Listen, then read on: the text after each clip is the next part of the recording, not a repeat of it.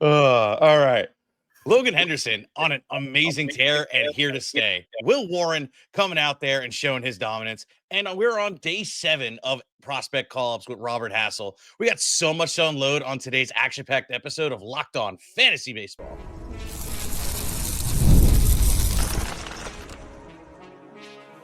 You are Locked On Fantasy Baseball, your daily fantasy baseball podcast. Part of the Locked On Podcast Network, your team every day. Hello, fantasy baseball fanatics, and welcome to the Locked On Fantasy Baseball podcast, brought to you by the Locked On Podcast Network, your team every day. As always, we're your number one source for fantasy baseball knowledge, and thank you for making us your first listen each and every day. I'm your host, Matthew Ane, the incredible one, and I'm here with my friend Dom, who's also incredible, but just not as good. And if you're watching on YouTube, please click the bell below to subscribe to the channel and give you a notification every time we got to drop a new episode. And if you're watching on Apple or Spotify or wherever that audio is coming in, give us a 5-star rating and review. It really helps out the show. So today we're got a good one. We got 10 names that we think you need to add today. And I just gave a great little preview to what's going on in the cold open. Dom, you got your pick a litter. Where are we going? So we switched things up today, guys. If you're an everydayer, you see Matt took over, and Matt absolutely killed that cold open. So maybe we'll do that a little bit more often. But yeah, I'm excited. You see, I got the Yankee gear on. Let's talk Will Warren. And boy, oh boy, has Warren been on a tear in his last 3 starts. 18 innings, 26 strikeouts, a 150 ERA, and guess what? Batters are hitting 194 against him over that time, and his fielding independent pitching, which is an ERA indicator, is 0.86.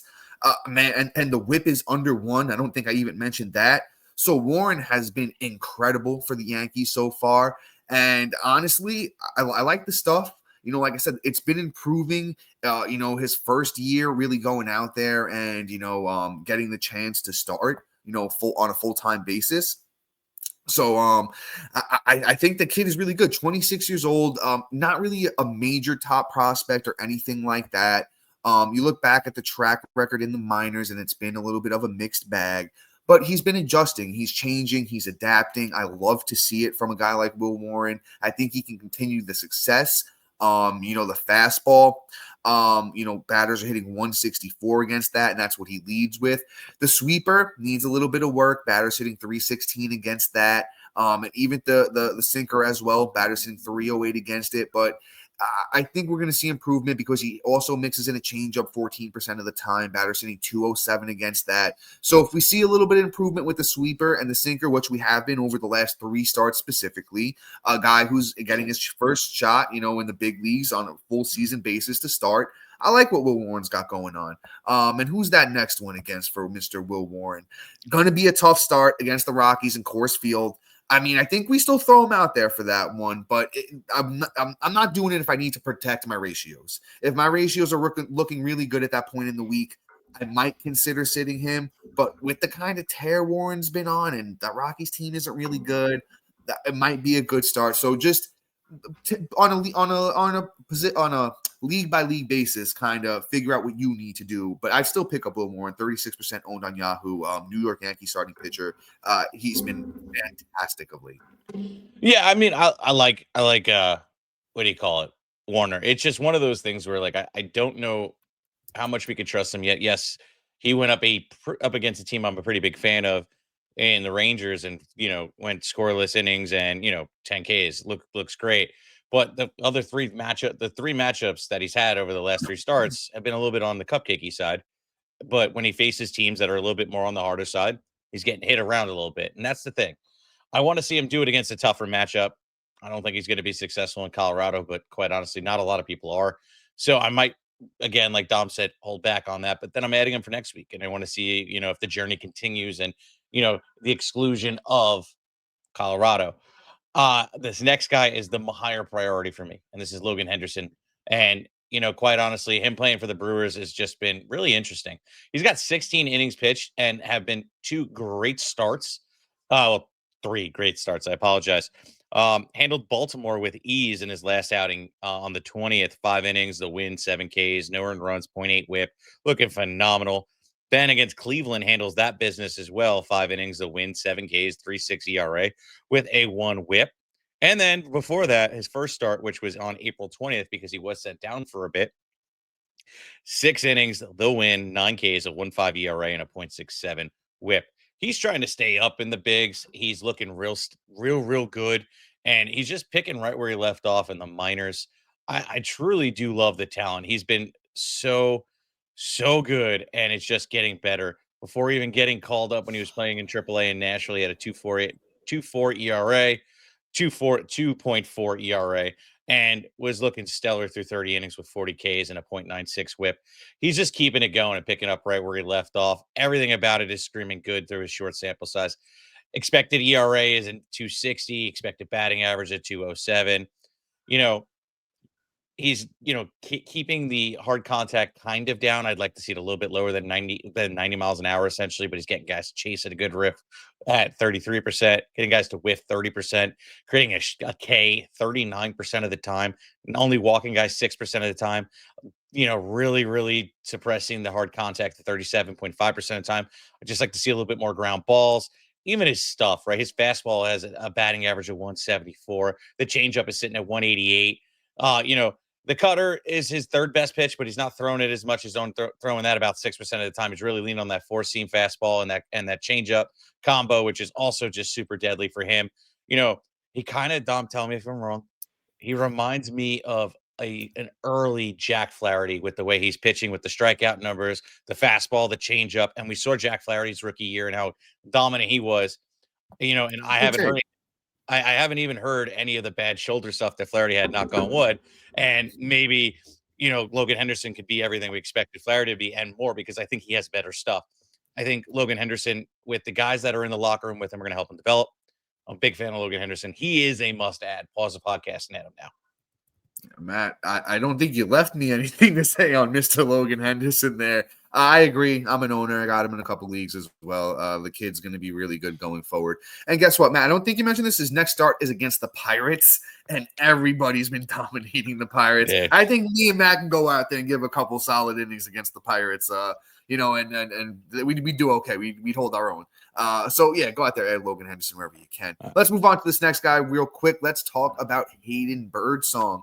Back in the rotation for those Giants, and the first outing was pretty solid for Birdsong.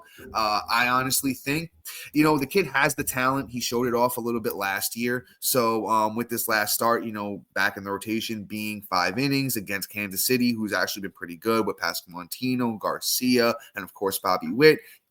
Birdsong got the win for strikeouts, 1 unearned run, and a 1 whip. So, pretty solid showing for him back in the rotation. We wanted to see the control be pretty good, and it was, because, the whip's been the issue for him so far this year.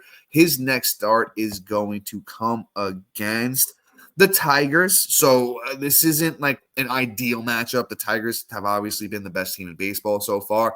So another situation kind of like Will Warren, where it's a sketchy start. But you know what? Guess what? If Birdsong goes out there and he has like a pretty good start against the Tigers, you're not going to be able to get him at that point, because everyone's going to pick him up, because the kid has the upside, has a little bit of prospect pedigree, not a top prospect, but, had a buzzworthy name. 35% owned on Yahoo. Once again, he pitches for those Giants, and it's a great home ballpark to pitch in. But before Matt jumps in here, and you'll find out whether he agrees with me or not, and then we talk about Jack Leiter. And guys, like we said, it's been like about 7 days in a row of prospects. We got Robert Hassell getting the call for those Nationals. All that and more coming up next.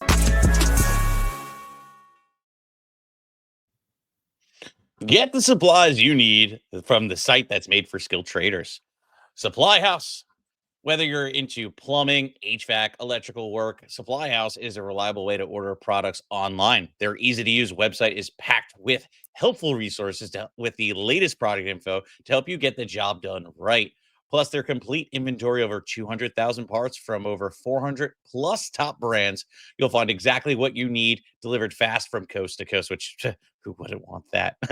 Need your help? Need help in an order? Supply House offers expert support and industry leading service. So you'll always talk to a real person, which is just right. And for trade pros, look for an extra edge. Their free Trade Master program offers exclusive perks like dedicated phone line, free shipping, and discounts on every order. Thousands of skilled professionals are already taking advantage. Now is your turn. Join the Trade Master program today at supplyhouse.com/TM and start ordering plumbing, HVAC, and electrical supplies with just a few clicks. Plus, use the promo code SH5 for 5% off your first order. That's supplyhouse.com. And all right, look, you need a little bit more information. You're trying to win your league. You got to join the insider track and become a member of the Diamond Club. Look, I'm going to tell you something real quick. You're not going to hear about these these prospects faster than there. We have all these different alerts set up for us that try to beat everybody else, including each other. So somebody's dropping it out there. On top of that, you're going to be able to ask us questions. You're able to just get some information. You're going to be able to see who to prioritize out of this list today. There's so much you can get on there and more. So check us out. Links in the description below. But I guess without further ado, how do I feel about Hayden Birdsong? And I like him. The next matchup, like you said, is a little bit more on the tougher side. I will say that. But there's always that point, even with fantasy baseball, where sometimes you want to be ahead of the waiver wire. Yep. And that is the key part. So I'm adding him to stash him. And then if my, ERA or my whip is in the toilet, then I'm starting him and I'm going to get, even if it's 2 Ks, I don't care about my peripherals at that point. Just get the Ks. That's the category you're trying to win. But after that, you're trying to be ahead of the waiver wire. And if he goes out there against Detroit and he just absolutely lights up the world, then you're chilling. You beat the waiver wire, and now you got a guy that is able to hold his own. I like Birdsong's talent. I like everything about him. I just need to see it executed, and I need to see a lot more, and I need to see him do it against a team like Detroit. So let's see if we can trust him after today. But this next guy has a great next start, and also a guy that Dom and I have been talking about for weeks, and that's Jack Leiter of the Rangers, and he's 34% owned, and he needs to be more owned. One, he's going up against the White Sox coming up on Saturday or Sunday. So I'm digging that. On top of that, he's been good. I mean, went up against Houston is on the 18th and 7 innings deep, got the quality start, a 3.86 ERA with a 4 Ks and a .71 whip. The start before that against Colorado, 6 innings, 5 Ks, a win, 1.5 ERA with a .83 whip and a quality start. Look, Leiter has been good. He had 3 bad starts to start his journey back after coming off the IL. I don't really allow that to affect me. The kid is good. He has good stuff. I like Leiter a lot. He has a lot of good talent. He's getting great movement on his fastball, his breaking ball, fastball velocities at 97 miles an hour. I just would like to see, a little less on the average exit velocity. I'd like to see a lot more chasing Ks, which I know he has in him because he is a strikeout guy. And I'd like to see a little bit more ground balls. But he is suppressing the hard contact. He's only allowing about 35% of the time when he's creating hard contact. He's doing really good. His fastball seems to be absolutely unhittable. He's throwing that 30% of the time, and it has a batting average of 159. And his slider is also only getting hit at 116, and that's getting thrown 28% of the time. It's really just the changeup that's getting knocked around. That has a batting average of 417. But his sinker also is just absolutely filthy. So maybe he can figure out that changeup or just take it out of the mix until he can figure out what's going on with it. And then we can see a little bit more of the Jack Leiter, I think, is there. Jack Leiter is somebody that I think can really show out and do his thing. There's no world where I can't see him getting almost a K per inning, if not a K per inning. And he's done in the minors in 24, 77 innings and 110 strikeouts. And it's looked like that pretty much his whole career. So if we could see that in the bigs and then everything else, I think we're going to be successful. And that team is also on the right trajectory to get him wins. Jack Leiter is a must add. Matt, I'm fully with you. I think Jack Leiter is right on the precipice of breaking out. He's so close, man. It's really only been 2 really bad starts this year for him out of 7. There also is, I'm not going to include the 3rd start of the year against San Francisco. He only went 3.1, 2 earned runs. It wasn't a horrible start. It wasn't a killer start. It didn't kill you that week, right? But, other than that, it's 5 pretty strong starts. His last 2 have been really good. And like Matt said, the White Sox on what is it? I know it's the 24th. I'm not sure what day of the week it is. I know it's this weekend. But so add Leiter, 34% owned, Texas Rangers starting pitcher, and it runs in the bloodline. His dad, Al Leiter, former great major league pitcher for the Mets for a long time. So he knows what he's doing. Taught his son very well. And like I said, this kid was a former top prospect, was a college superstar at Vanderbilt. So there's no reason that this kid can't figure it out. What is he? I think he's 25 years old right now. So go out there, snag Jack Leiter everywhere you can for this week. Let's move on to this next guy as we wrap up pitchers here and talk about Ryan Weathers. A very interesting pitcher. Had a strong showing in his first start against the Cubs. The bullpen blew the game for him, though. Not his fault in that one. Really good numbers so far on the year. It's 2 starts for Weathers, a 1.80 ERA, 10 innings, 9 strikeouts, only 1 walk. You love to see that.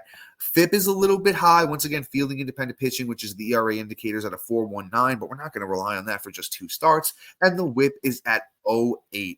Very good young pitcher, another 25-year-old, came up with the Padres, now is with those Marlins. It's a big ballpark to pitch in. He's got good stuff. Thing is, not really going to get too many wins with him. We got to see him give us a little bit of length in these starts. 2 starts, only 5 innings. Start against San Diego. It's a revenge game, as I mentioned, came up with those Padres. So it's going to be interesting here for Weathers. I think he's going to be motivated, but once again, the Padres are no slouch of a team. Tatis is over there putting up MVP numbers, and the rest of the crew is backing him up fairly decent over there. So we'll see where this goes for Weathers. 27% owned on Yahoo. Not my favorite pitcher of the day, but you know what? He does have a lot of talent. So we're going to rely on the talent with a guy like this, and we'll add him, and we'll kind of see where the thing goes. Especially, once again, we said it about Birdsong. It's Weathers is in a situation right now where if he goes out in this next start and dominates a good team, that's it. You're not going to be able to get him off the waiver wire at that point. He's going to be over 70% owned. So at this point where he's 27% owned, same thing that apply with Birdsong. You apply it to Weathers here. You pick him up, and if you don't have to start him, you don't. But if you're in a situation where you want to throw him out there, you throw him out there, and you might get some good results. So that's my take here on Mr. Ryan Weathers. You said it right. I mean, but he's just been good in certain spots, and when he's not, he's not. I don't know how to put it. I'm not the biggest fan, but he's been performing. So that's really all it is for me. I'm going to move on. I'm going to talk about call-ups now, and we're going to talk about Robert Hassell of the Washington Manders. No, not Manders. Washington Nationals. I got football in the brain. So, Matt's prepping for football season already. I am. It's just that time of the year. So Robert Hassell here, I'm not the biggest fan. I'm going to be honest. So he has some nice stuff, and he's just a notable name, but he's not somebody that okay, hey, I'm running out there and go add. When it comes to him, he doesn't blow me away on the stat sheets is part of my problem, I guess. So you look at just what he's doing before he got the call up, 163 at bats, 19 runs, 7 doubles, 4 bombs, 24 ribs, 9 stolen bases, batting .288. I love the batting average. I love the fact that he's getting on base and he's stealing bases, but there's no real power. Is the batting average going to translate? 24 through 3 levels. He hit 241. Struggled last year, and was successful in Double A, but in Triple A batted 125. Are we going to see the same struggles early on when he gets the call? Those are the questions that are surrounding him. So I wasn't too excited to have him on my team. He's a guy I'm watching and seeing what his first week looks like, and then I'm going to add him, or I might add him to stay ahead of the waiver wire if I have enough ads left in the week, and maybe I just want to see what I got in Robert Hassell. But I'm not a big fan. Even you look at his profile on Fangraphs, game power 30 out of 40, raw power 40 out of 45. The speed is there. That's really all it is. And his hit tool is 40 out of 45. Cool. That's good. But he's not the prototypical guy I look for fantasy baseball. He's a good baseball player. Just don't think he's going to be somebody that I'm really rushing out there to do. It's not like I've seen prolific stolen base numbers. It's not like he's hitting 380. It's just he's going to be a good baseball player and not somebody I'm really thrilled to own. See, well, actually, before I jump in and give my take on Hassell, and then we move on to Sal Frelick and Brandon Lowe and the rest of these guys, we'll be right back.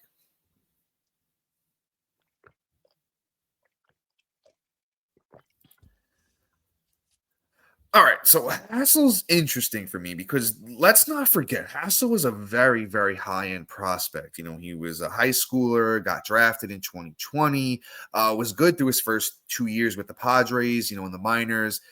Then he got traded, pretty much was one of the key cogs, in the Juan Soto trade. And, he did not perform well in the minor leagues, during that time. But he's starting to bounce back, and he's only 23 years old. He's getting to the point where, all right, if you don't start working out now, but I think it's still kind of like, all right, Matt, you mentioned the numbers, the 288 batting average, but this is all in AAA, let's not forget. 43 games, 19 runs, 7 doubles, the 4 homers, the 24, RBIs, the 12 walks to 34 strikeouts, and the 9 steals are interesting. Because the thing was with Hassell, last year, he could not hit a lick in AAA. Through 17 games, he was hitting 125. I love to see the progression from a guy like this. I'll say this. In deeper leagues, where you're playing 5 outfielders, your NL onlys, those type of situations, if he's out there and you're looking at your waiver wire, you're like, damn, there's nothing. Then I think he applies. Then pick him up. Your 12 mans and anything shallower than that, watch list for now. Robert Hassell is the 11th prospect, according to MLB.com in the national system. But like I said, just as little as 3 years ago, this kid was like a consensus top, 20, 30 prospect. So I'm not fully out on him yet. I want to see what he can do when he's up in the bigs. And if this kid gets going, he does have the talent, and he's a pretty he's not a huge boy, but 6'1", 186 is for a regular man pretty big. So you know what, he is a pretty big boy. Sometimes when we look at these baseball players, we forget, but 6'1", 186 is no slouch, and he's a lefty. Sometimes that throws guys off. So that's probably enough on Robert Hassell. We've spent so much time on just a few guys today. So let's keep things pushing. Let's talk about Sal Frelick of those Milwaukee Brewers, another kid who just a few years ago was a very, very high end prospect, right? So Frelick is on the other side of the spectrum. He's 5'8", 186, a little bit of a smaller guy, but is a lefty as well. Had a decent showing last year, 145 games for those Brewers, 66 runs, 22 doubles, 4 triples, 2 homers, 32 RBIs, 18 steals, 39 walks to 78 strikeouts is nice, and a 259 batting average. And that was as a 24-year-old first real, full season in the bigs.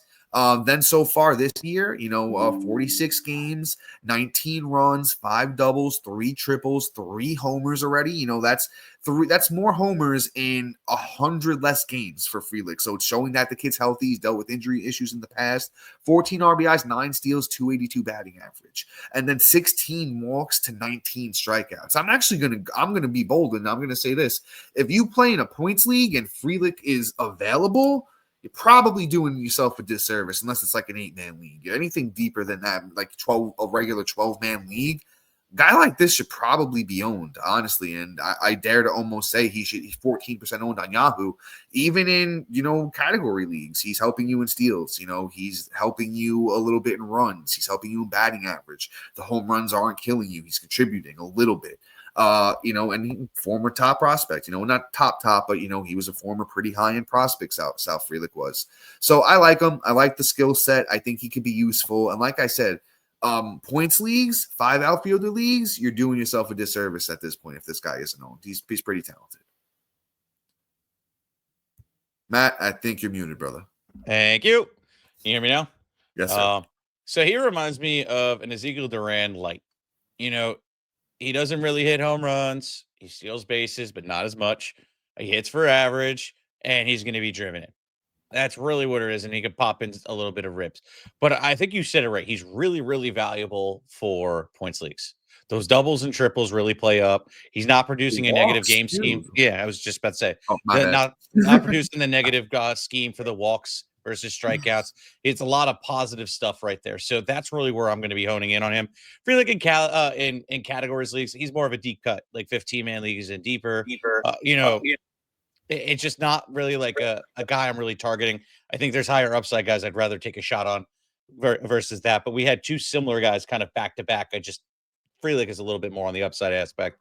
Let's move on. Let's talk about Brandon Lowe or Lowe, however we say his name these days, because I can't tell the teammates apart.